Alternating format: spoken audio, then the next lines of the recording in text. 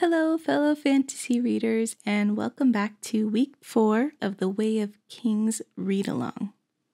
In today's video, we'll be discussing chapters 26 through 32, so if this is the first video you're watching and you want to start from the beginning, I'll have a playlist linked in the description in case you want to start with the first video.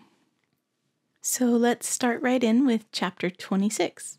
So in this chapter, Dalinar is being read to by one of the scribes from the book The Way of Kings. And this is the book that Gavilar was obsessed with before he was assassinated, and it had completely changed his outlook on the way the country should be run and the way the army should behave and the way men should behave in general.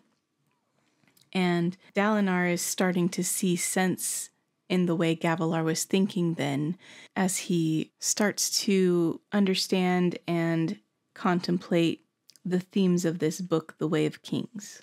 He's a bit distracted because of the argument he had with Adolin previously, but before he can think too long on that, he hears the warning bells that a chasm fiend is pupating nearby on one of the plateaus, and he decides for once that he's gonna go assault it and maybe fight the Parshendi if they're already there, and try to earn the gem heart, because he's actually the one who can get there the fastest. And he knows it'll be good for the morale of his army as well as for Adolin himself, who has been arguing that Dalinar needs to show himself as a strong leader in battle.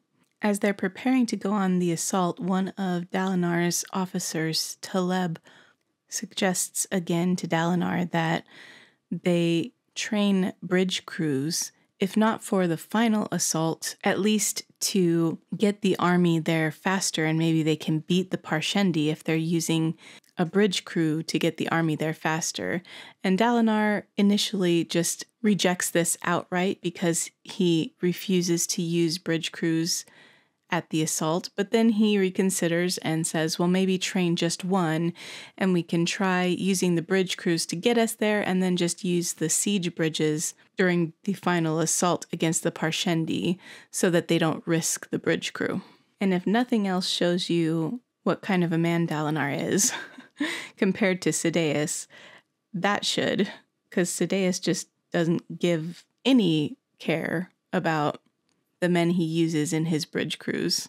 So just as they're saddled up and they're about to set out toward the Chasm Fiend Plateau, they get notification that Sadeas, speaking of, is requesting to come talk to them about the saddle girth issue, for which he's been made High Prince of Information. And Dalinar knows it's not worth the trouble to deny him that access right then, because it will make a bad impression to the rest of the High Princes about Dalinar's trying to hide something, since they suspect him of possibly having tried to sabotage the king's saddle. Plus, he really wants to show that he respects the king's decisions and is fully in support of having the High Princes have specific duties, such as High Prince of Information, High Prince of War, and it wouldn't further that goal if he was resisting the High Prince of Information.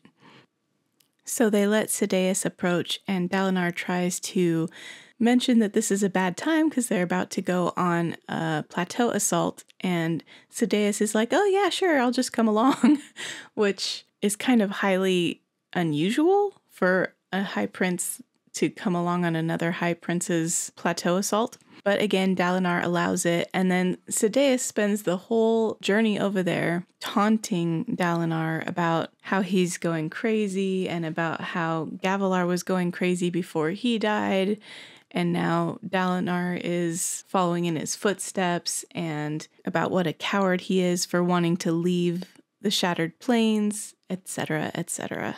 Finally, Dalinar's had enough, and he says, "Enough, Sadeas," more loudly than he'd intended. "I gave you leave to come along for your investigation, not to taunt me."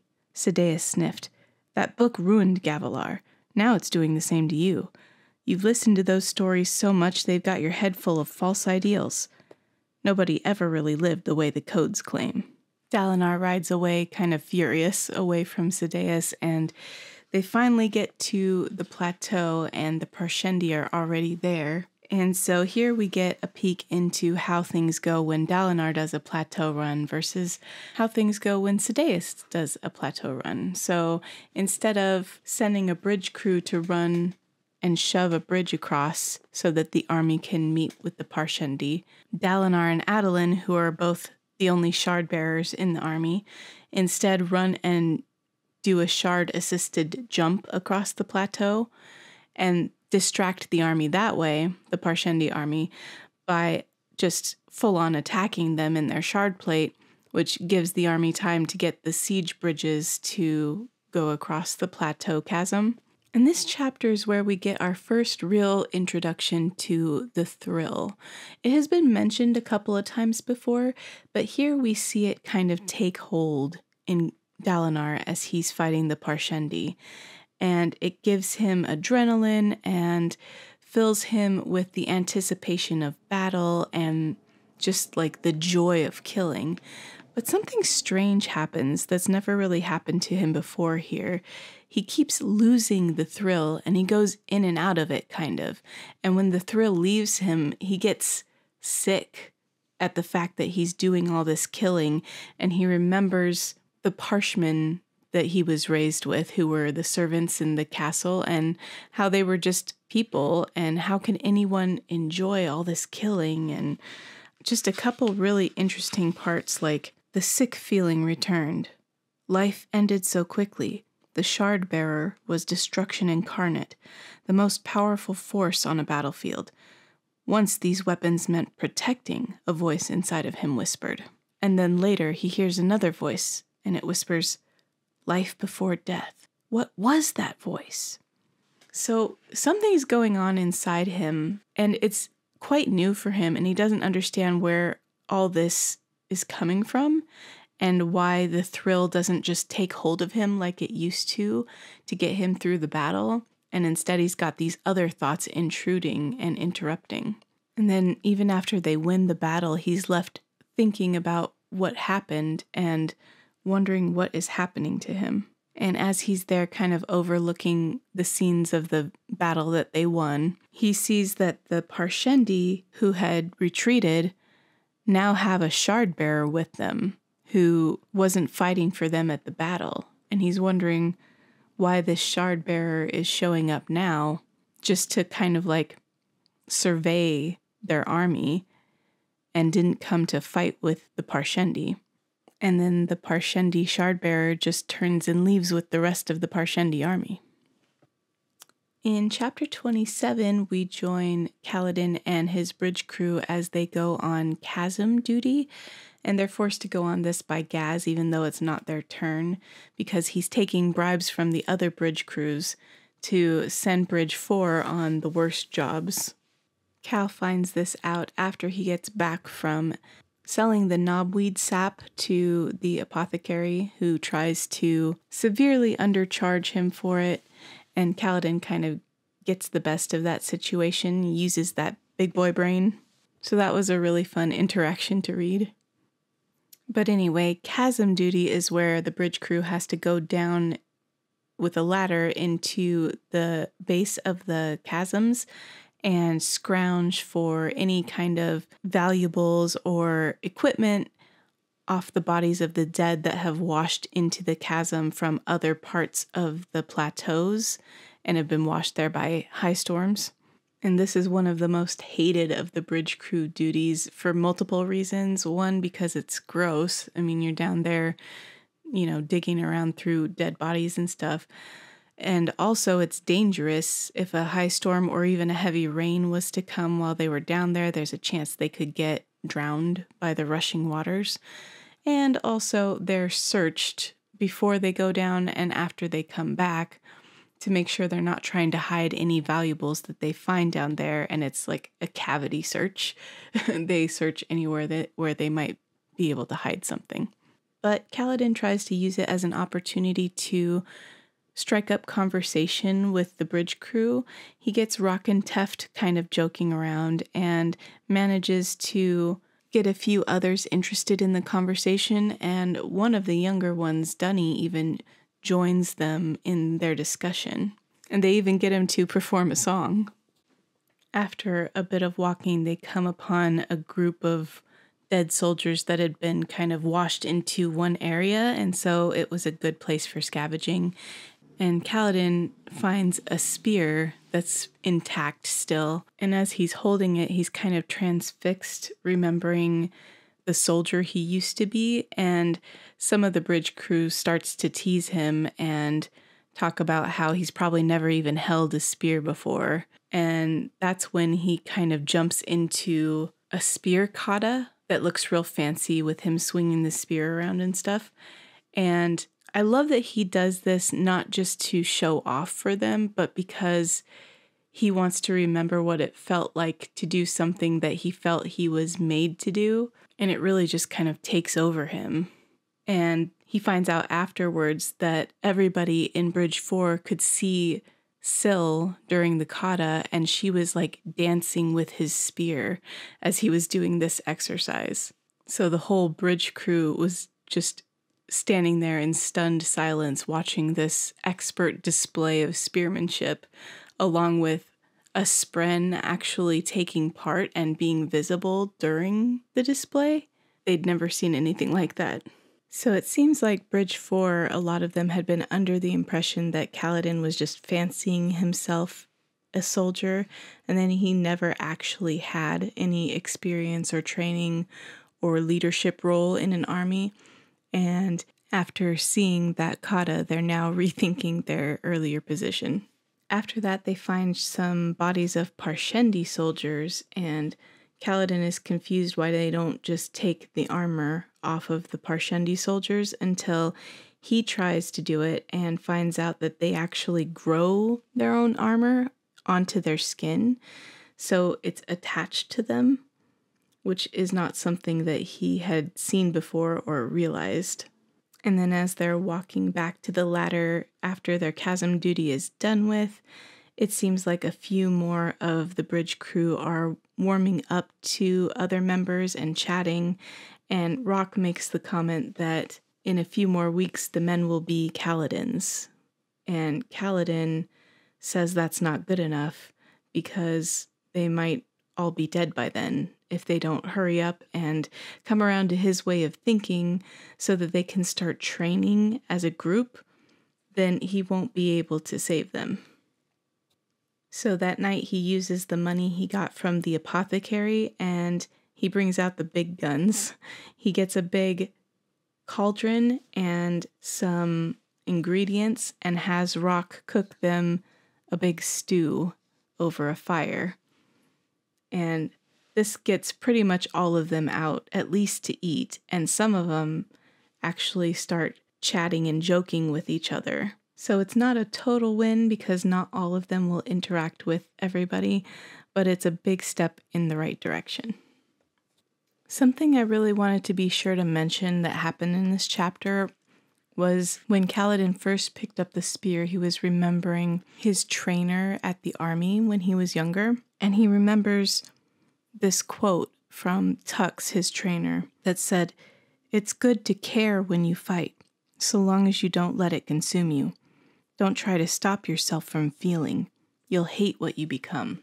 And this is in direct opposition to what Kaladin's father told him about healing people and having to know when to care, when to let go, and saying that he'll grow calluses, and Kaladin wondering if that's a good thing. And here he joins the army, and he's being taught that it's good to care about the people you're fighting and about the people around you, and to not let yourself grow calluses and become too cold because you won't like what it does to you. And I just think it's interesting that someone who is a healer is telling him to kind of tamp down on that part of himself that wants to care about other people, whereas someone teaching him how to fight and kill other people is telling him the opposite and saying that he needs to embrace that part of himself to care about others. So then for chapter 28, we start out in Adelin's point of view. And he and Dalinar are watching a demonstration of the new bridges that Taleb has had the workmen create to carry the army over the plateau chasms. And Dalinar notes it's wider than the bridges Sadeas uses, but it has to be in order to accommodate the siege bridges. And unfortunately, it starts to make cracking sounds when they try to take a siege bridge over it, and they don't think it's going to hold up. So Dalinar suggests making the siege bridges that are pulled by chols smaller, which would be a lot more work, but he mentions that even one plateau run that they got there faster than the Parshendian were able to get the gem heart would pay for all the redesigns they'd have to do to all the siege bridges. So that's something worth trying still.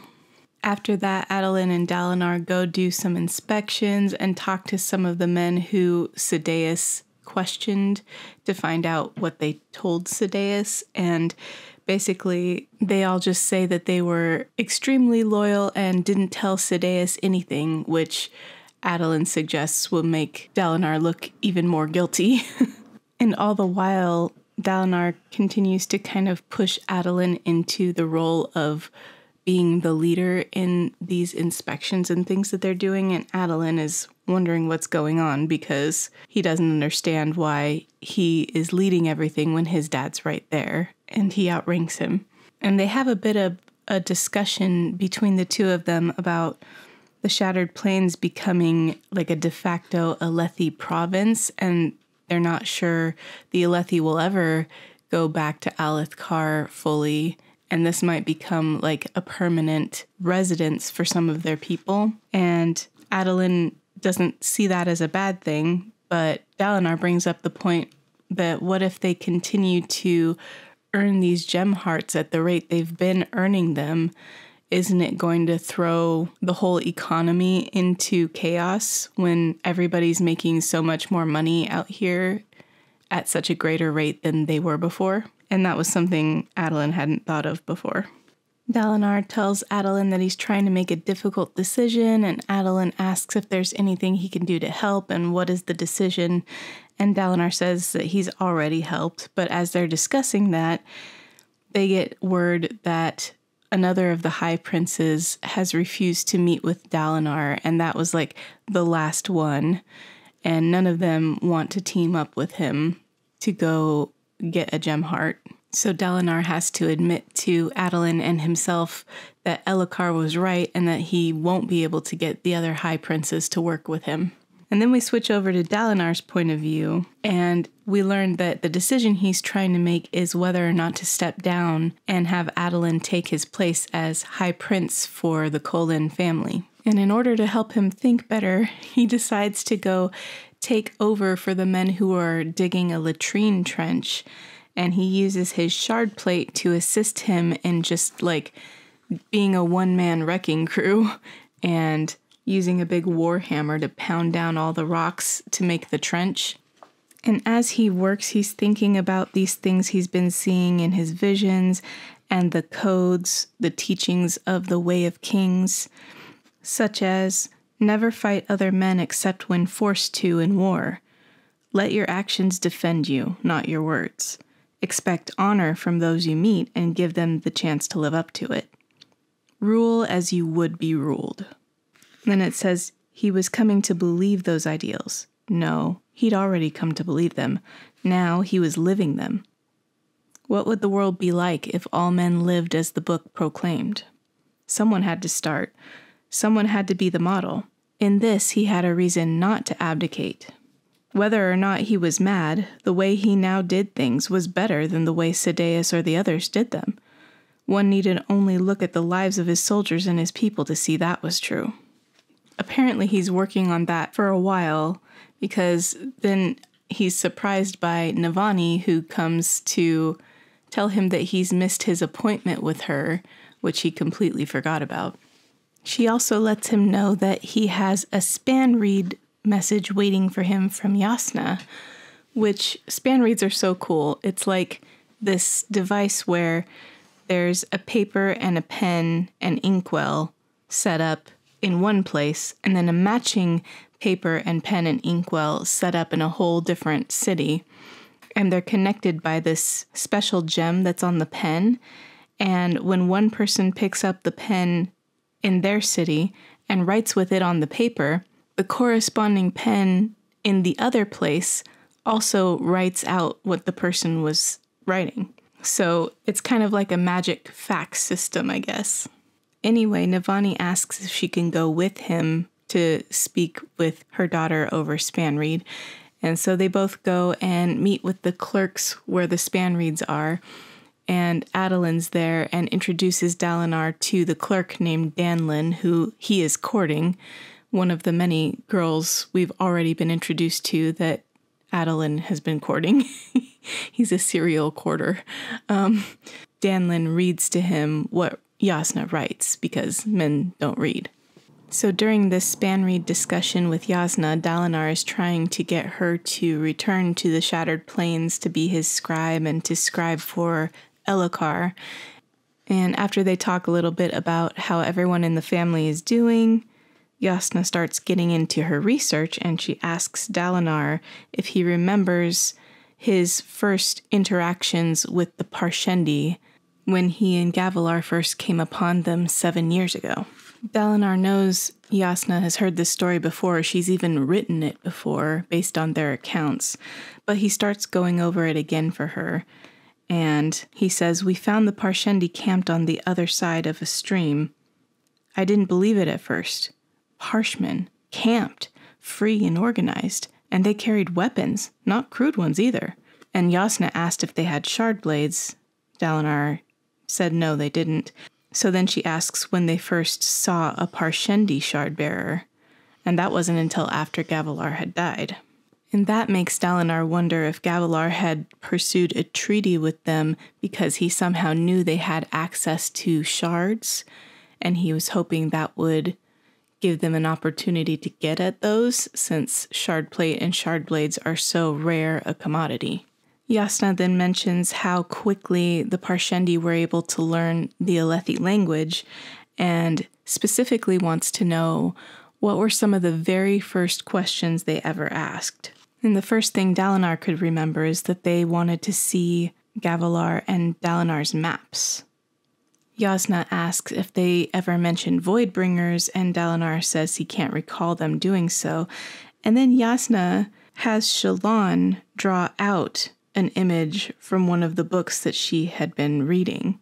And this is our first kind of mention of Shallan since we've had a chapter about her. So it's been quite a while, and it's fun to kind of hear about her from the other side of the world when we don't know what's been going on between her and Jasnah in the meantime. But yeah, she copies this picture of a chasm fiend from an old book Jasnah found. And the chasm fiend in the book was labeled as a Voidbringer. Jasnah says, "Before you jump to conclusions, I'm not implying that the Voidbringers were the same thing as chasm fiends. I believe that the ancient artist didn't know what a Voidbringer looked like, and so she drew the most horrific thing she knew of." And then Dalinar thinks to himself, but how did the original artist know what a chasm fiend looked like, since they only just discovered the Shattered Plains? But of course, though the unclaimed hills were now empty, they had once been an inhabited kingdom. Someone in the past had known about chasm fiends, known them well enough to draw one and label it a Voidbringer. After that, Dalinar tries one more time to get Jasnah to agree to come back to the Shattered Plains, and she mentions that she can't give a date as to when she'll come, but that she is very eager to come, especially so that she can see a chasm fiend for herself, which Dalinar qualifies must be a dead one. He's not going to put her in danger to get near a live one. Once the discussion with Jasnah is over, everyone kind of leaves the room, and Navani manages to get Dalinar somewhat alone, which he says is inappropriate, but he kind of steps out of the room enough so that someone can see him chatting with her, so it's less inappropriate. And they talk a little bit about how Dalinar trusts Jasnah over most people, and Navani calls them a pair of nails in the same door frame, stern, hard, and storming annoying to pull free. So they're both really stubborn, and they dig in when they feel like they're right about something.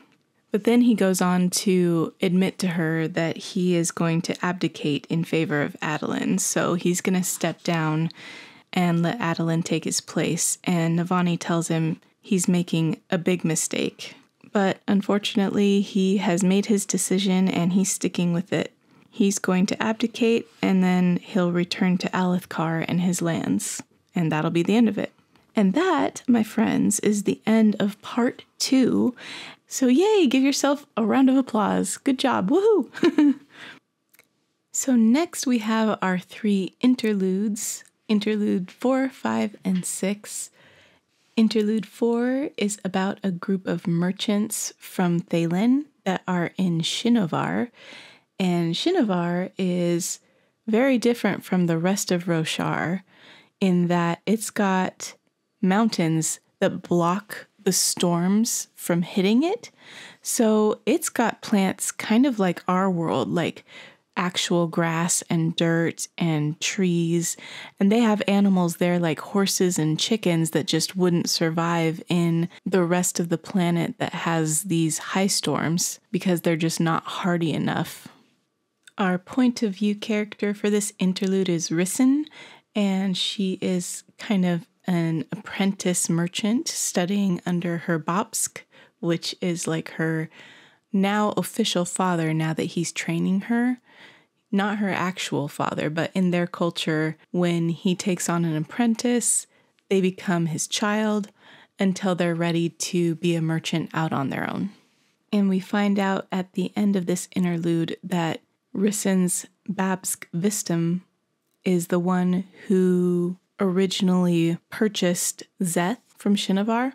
So we get a little bit more of Szeth's story, kind of his origins and how he left Shinovar in the first place.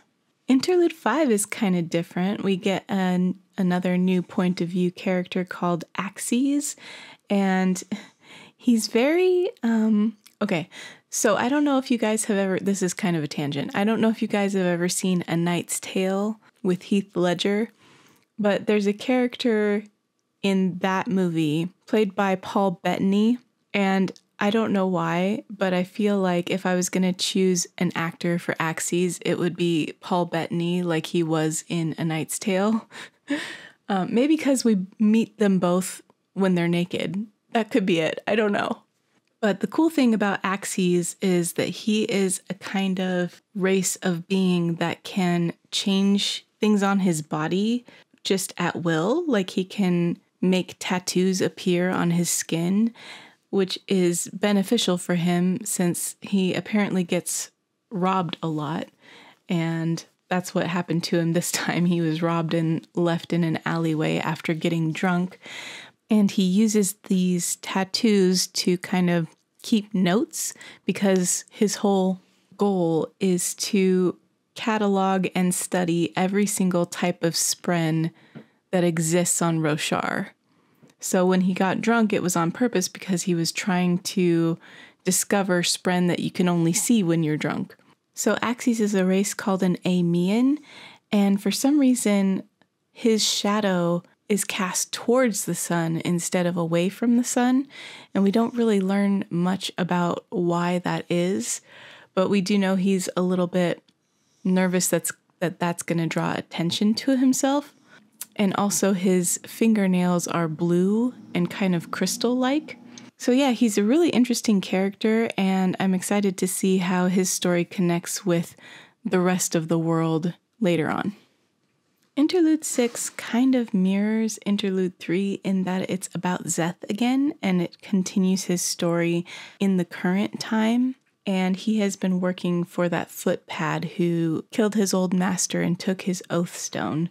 And the footpad has now killed the rest of his group to kind of hide the origins of Szeth's Oathstone. And he's using Szeth to help him create kind of a criminal monopoly in this town that they're in. And someone kind of sets a trap for Szeth because this footpad, whose name is Makik, orders Szeth to go kill his latest rival.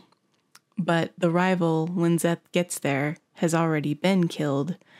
And he discovers that his old master, Makik, is also dead now, and the person who killed him works for the person who now holds Szeth's Oathstone. That was a harder thing to say than I expected it to be. So this person working for Szeth's new master gives him a list of people that he has been instructed to assassinate, and Szeth realizes that they're some of the most powerful people in the world, including 6 high princes and the king of Yaakoved. So basically, his worst nightmare has come true, and somebody who realizes what kind of potential he has gotten a hold of his Oathstone and is now ordering him to go on a murdering spree. The end of this interlude states, "Reverently he folded the list. He was surprised his hands were so steady. He should be trembling, for soon the world itself would shake." So big things are happening for Szeth and for the whole world of Roshar at this point. And with that, we end the interludes and get into part 3. But I think I am going to stop the video here for today, and I will have a part 1 and a part 2 like I did a couple of weeks ago, because I am just running out of time this week. So look forward to part 2 tomorrow. And until then, keep reading. Bye.